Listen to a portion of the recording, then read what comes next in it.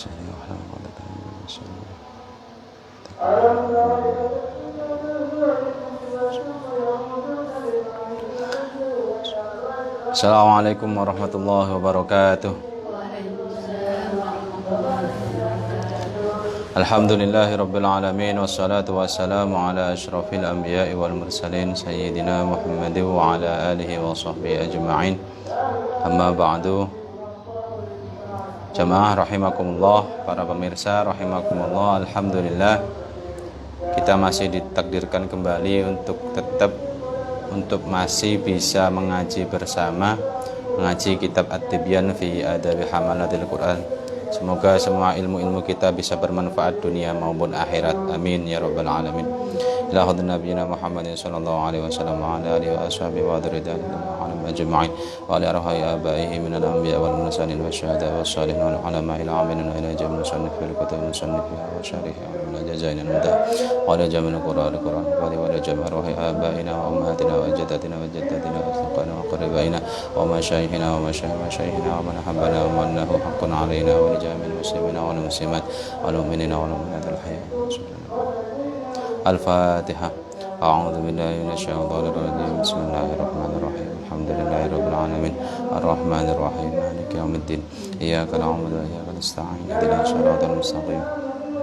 Shiratal ladzina an'amta 'alaihim ghairil maghdubi 'alaihim waladdallin. Melanjutkan pembahasan yang kemarin mengenai tentang tata krama atau adab-adab seorang murid. Karena yang pembahasan tentang adab seorang guru sudah selesai, kita sudah masuk tentang pembahasan tata krama atau etika seorang murid kepada gurunya. Bismillahirrahmanirrahim. Qala al-muallifu rahimahullah wa nafa'ana bihi wa bi'ulumihi fid dharain amin. Bismillahirrahmanirrahim. Waqad ahsana lan teman-teman bagusaken sapa al-qailu wong kang ngucap biqaulihi kelawan pengucape qail, pengucape yatibu api, yatibu pantes apa al-qalbu ati lil ilmi marang ilmu, kama tatibu kaya oleh api, kaya oleh pantes apa al-ardu bumi liziraati krana tanduran, krana nandur. Jadi ada sebuah makalah yang mengatakan bahwa hati itu pantas, hati itu cocok, hati itu baik untuk mendapatkan ilmu seperti baiknya tanah, seperti bagusnya tanah, seperti pantasnya tanah untuk ditanami. Jadi ketika tanah itu baik, ketika tanah itu subur dan ditanami, maka akan mengeluarkan tumbuhan atau tanaman yang baik dan pasti tumbuh. Ilmu juga seperti itu. Ketika ilmu itu ditanam di hati yang jelek, maka ilmu itu tidak akan berbuah, tidak akan tumbuh. Namun ketika ilmu itu ditancapkan di hati yang baik, insya Allah nanti ilmu itu akan tumbuh bersemi menjadi tanaman yang baik pula. Jadi ketika hatinya baik, insya Allah ilmu itu akan tumbuh di hatinya. Namun ketika hatinya jelek, maka ilmu itu ketika ditanami, maka kemungkinan akan mati, jadi tidak bisa tumbuh. Jadi ilmunya itu tidak bisa diambil manfaatnya. Wayam bagilan sayukjo apa ayat tawadhu'a yang tatawadhu sapa murid limuallimihi marang gurune murid. Wa ta'addaba lan yen gawe tata krama sapa murid ma'ahu ing dalem sertane gurune. Wa ing kana senajan ta ana sapa muallim sapa guru iku azwara luwih cilik minhu saking murid apane sinan umure. Wa aqalla lan luwih kidhi apane syuhratan reputasine utawa keterkenalane. Wasa wanasaban lan nasabe, wasolahan lan kepantesane wa ghairu dzalika lan sakliyane mengkono-mengkono mang. Jadi guru, murid Murid itu seharusnya memiliki sikap tawadhu, sikap rendah hati di hadapan gurunya. Meskipun seorang gurunya tadi itu masih muda, bisa jadi lebih muda daripada santrinya. Jadi meskipun gurunya lebih muda dan muridnya lebih tua, sang murid tetap harus menghormati gurunya. Jadi itu sering di pondok itu rata-rata Gus anaknya kiai itu kan juga mengajar di pondok. Nah kan rata-rata Gus itu masih kecil, maksudnya umurnya itu di bawah para santri. Nah itu tetap santri itu harus menghormati gurunya, meskipun gurunya itu lebih muda atau lebih kecil daripada santrinya. Bukan kok malah digojlok, bukan kok malah dibully, mentang-mentang gurunya lebih muda dibully. Kalau apalagi ketika gurunya ada yang perempuan, terus gurunya lebih muda, santrinya tua-tua, laki-laki semua lagi. Wah, bisa jadi nanti digoda. Kebetulan cantik juga itu gurunya, wah bahaya tambah. Kemudian santri itu juga harus memiliki sikap tawadhu kepada gurunya meskipun gurunya itu memiliki reputasi atau tidak populer, jadi tidak terkenal. Gurunya tidak terkenal sedangkan dia terkenal, seorang tokoh. Jadi muridnya itu tokoh, kemudian memiliki guru orang biasa, tidak terkenal, seumpama petani gitu. Nah itu tetap harus hormat. Banyaklah kisah-kisah tokoh kita, kisah-kisah guru-guru kita yang memiliki guru yang tersembunyi, maksudnya guru yang tidak terkenal, guru-guru yang memang tidak menampakkan diri. Banyak tokoh-tokoh kita, tokoh besar-besar yang ada di Indonesia kebanyakan juga memiliki guru yang tidak terkenal. Tapi tetap mereka hormat kepada gurunya. Kemudian wanasaban wasolahan. Jadi meskipun gurunya itu kalah secara nasab, tapi dia statusnya guru, tetap kita hormati. Wasolahan wa ghairu dzalika. Jadi meskipun juga kalau dipandang secara zahir, wah ini tidak pantas jadi guru, tapi tetap itu guru kita. Dipandang secara zahir, seumpama gurunya itu kok kurus, tidak terawat, tidak terurus itu. Kemudian secara zahir itu dipandang tidak pantas jadi guru, tapi ilmunya itu tinggi dan kita belajar kepada dia. Kita tetap harus menghormatinya. Kadang kan ada santri, ada murid yang penampilannya itu lebih keren, jauh lebih keren daripada gurunya. Banyak itu. Jadi kadang itu ketika datang bersama yang dikira kiainya itu santrinya, padahal bukan. Padahal yang dikira santrinya itu gurunya, karena penampilan gurunya kurang menarik atau apa, jadi santrinya yang dianggap kiai oleh orang lain. Itu banyak kejadian seperti itu. Kemudian wa yatawadhu alan tawadhu sapa murid lil ilmi marang ilmu. Fa bi tawadhuhi mongko kelawan tawadhu'e murid lil ilmi marang ilmu yudriku mongko merkoleh sapa murid ing ilmu. Jadi seorang murid itu juga harus memiliki sikap rendah hati terhadap ilmu. Karena ketika kita menganggap ilmu itu tinggi dan merasa kita itu bodoh terhadap ilmu, maka kita akan mendapatkan ilmu tersebut. Faqad qalu lan teman-teman ngucap sapa ulama nadhaman ing nadham. Nadhamnya seperti ini. Al-ilmu harbun lil fatal muta'ali kasaili harbun lil makanil ali.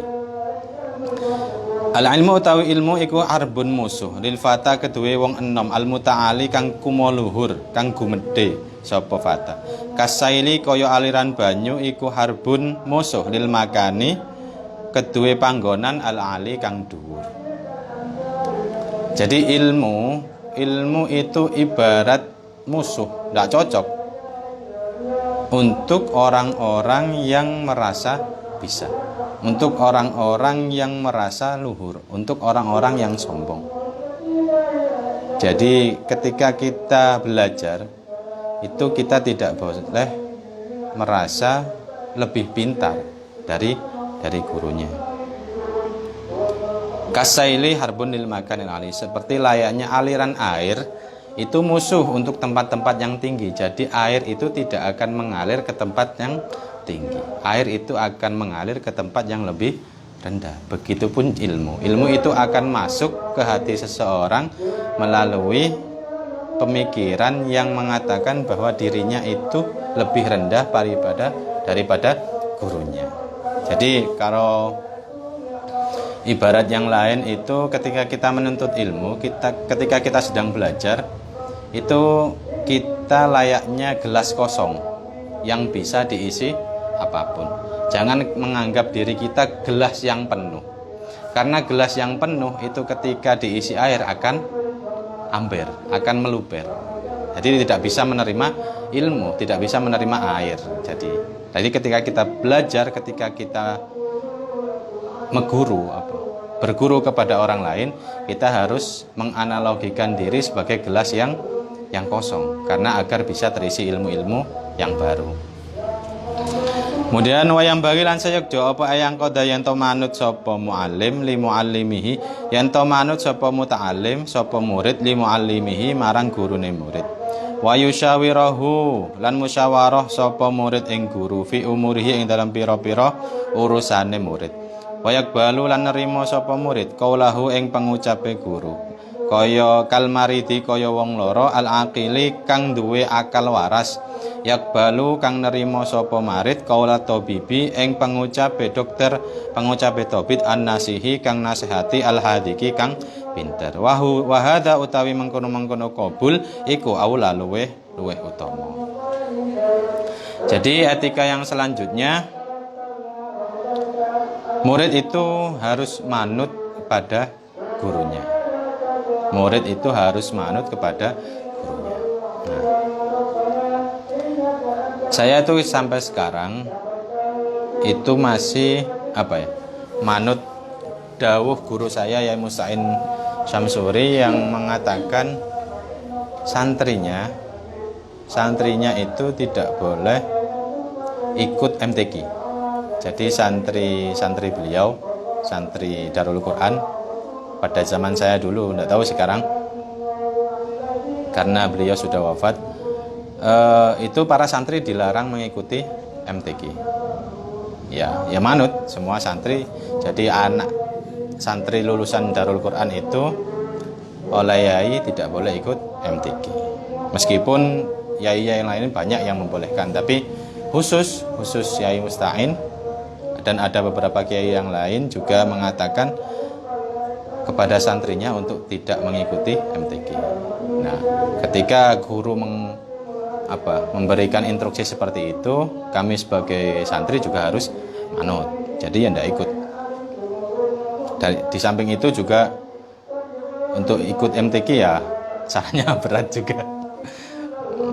Harus hafal, banyak hafalan lah.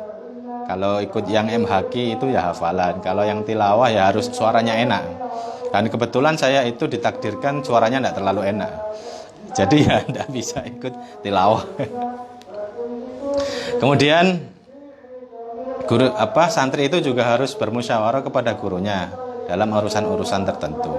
Jadi ketika ada urusan yang mendesak dan santrinya kebingungan bagaimana cara menyelesaikannya, ya musyawarah dengan gurunya. Atau bahasa santrinya itu sering-sering sowan kepada gurunya. Kalau ada masalah ya curhat. Jangan dipendam sendiri, karena kalau masalah dipendam sendiri bisa jadi udun katanya. Udun itu apa? Bisul. Nah, itu jadi curhat. Tapi ya jangan sering-sering, kasihan juga gurunya.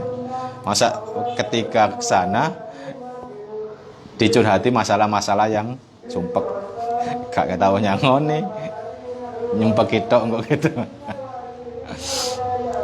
Nah, kemudian wayak balu, dan santri itu harus menerima nasihat-nasihat seorang guru. Itu layaknya pasien yang berobat kepada dokter. Jadi pasien itu harus nurut, obatmu iki. Jadi ya ini jangan ngotot, saya enggak cocok obat ini. Lu cari dokternya ini kok ngeyel. Jadi ya obatnya ini. Enggak, sampan itu sakitnya sakit perut. Enggak, saya merasa itu punggung. Sampan itu mau periksa atau mau debat gitu. Jadi santri itu seperti itu. Jadi harus menerima nasihat-nasihat baik seorang guru. Wahada aula. Jadi menerima nasihat atau mengiyakan instruksi guru itu lebih utama daripada membantah, daripada menolak. Tapi itu kembali lagi kepada masing-masing pribadi, karena itu aula. Berarti khilaful aula yang tidak lebih baik ada. Tadi menolak tadi ada dengan alasan-alasan yang logis. Boleh tidak mengikuti nasihat guru asalkan memiliki pertimbangan atau keputusan yang lebih logis. Boleh. Di kitab ini boleh. Karena mengikuti tadi itu aula. Berarti khilaful aula boleh untuk tidak mengikuti saran guru asalkan kita memiliki pertimbangan yang lebih baik atau yang lebih logis. Kemudian faslun ay hadza faslun. Wala yata'allamu lan ora belajar sapa santri illa miman kejaba saking wong kamulatkan sempurna apa ahliyatuhu keahliyane guru. Wa dhaharat lan pertelo apa diyanatuhu keagamaane wong.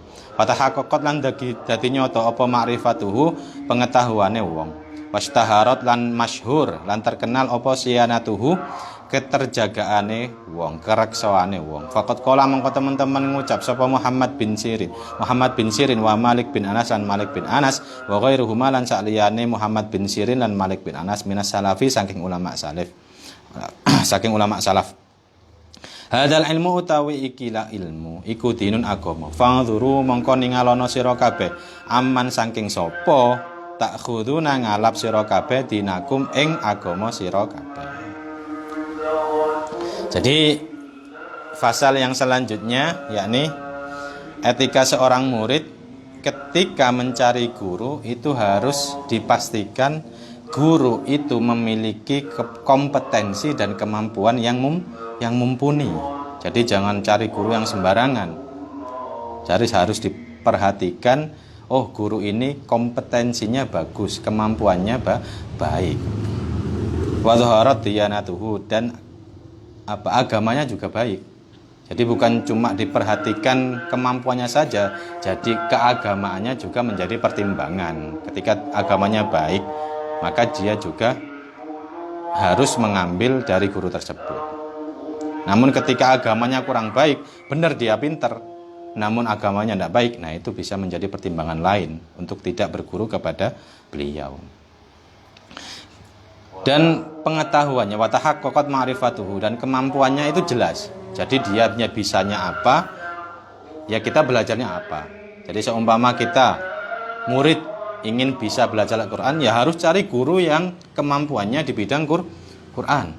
Jangan cari guru yang kemampuannya di bidang nyanyi, nggak nyambung. Sampai yang belajar Quran pulang-pulang bisa nyanyi, nggak nyambung. Jadi ketika kita menginginkan untuk belajar fikih, cari guru yang ahli fikih. Ketika kita ingin belajar qiraat, cari guru yang bisa qiraat. Itu harus nyambung dengan keinginan kita. Jangan sampai salah guru, salah jalan. Kita ingin bisa belajar Quran, cari guru nyanyi, cari guru senam, wah keliru kabeh itu kalau gitu. Kemudian wastaharat siyanatuhu, jadi keterjagaannya, jadi kewirainya, jadi sikap dia menjaga dirinya itu masyhur. Maksudnya sudah terkenal di kalangan masyarakat bahwa beliau ini memang orangnya sangat menjaga. Jadi ya tidak memiliki pekerjaan yang haram atau yang lain-lain, bahkan syubhat saja dia tak berani. Jadi terkenal lah di kalangan masyarakat bahwa beliau itu orang baik.